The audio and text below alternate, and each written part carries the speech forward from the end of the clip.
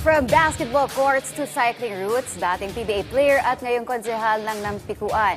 Si Jervy Cruz ay magdadala ng malaking cycling event sa kanyang bayan. Narito ang report ni Isabel Reyes.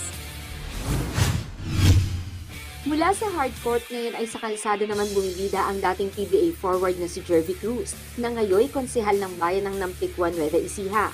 Siya ay magdadala ng isang malaking cycling event sa kanilang maliit na bayan, ang Solid North Larga, Pilipinas sa darating na November 29 at 30. Para magiging piyesta po sa aming lugar sa bayan ng Nampikuan dahil ito po ang kauna-unahan na cycling event na magaganap sa aming bayan. Dito po mag-uumpisa at dito rin matatapos. Kaya napakasaya po ng aking mga kababayan.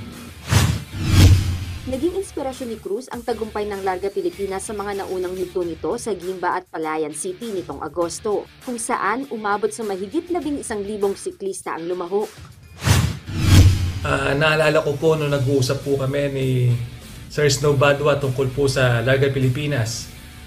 Nabanggit ko po sa kanya na baka pwede po sa aming bayan sa Nampikuan para po makatulong kami sa turismo at mabigyan pansin po ang aming bayan.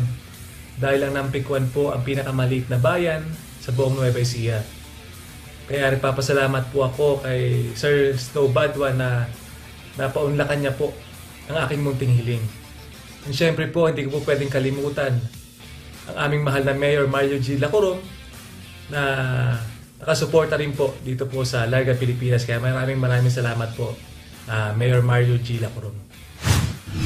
Bilang lokal na opisyal, sports at youth development ang pangunahing advokasya ni Cruz.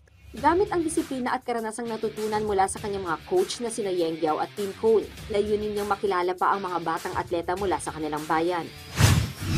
Ang nais ko po sa kanila ay makamit nila ang kanilang mga pangarap at huwag agad sumuko sa buhay para hindi masayang ang kanilang mga sakripisyo at paghihirap bilang atleta. Kaya po ako bilang professional player ay talagang nagsumikap po ako para makamit ko aking pangarap at lalo-lalo na para sa aking pamilya. Ang Stage 1 ng Pro category ay isang 136-kilometer route mula Nampikuan patungong Tarlac at Pangasinan bago bumalik sa starting point. Habang ang Stage 2, isang matinding ruta papuntang Sitio Baag Highlands sa San Jose, Tarlac, ang magtatapos sa 2 araw na karera. Kasabay nito, gaganapin din ang People's Race para sa grassroots riders na may 13 kategorya kabilang ang men's at women's divisions, MTB, fixed gear, fat boys, at isang fun ride para sa mga hobbyist. Para sa mga gustong sumali, libre ang registration sa website na largapilipinas.com/larga-pilipinas-registration. Muling bibigyang buhay ni Cruz ang diwa ng sportsmanship sa kalsada mula sa kanyang bayan para sa buong Pilipinas. Isabel Reyes para sa Atletang Pilipino para sa Bagong Pilipinas.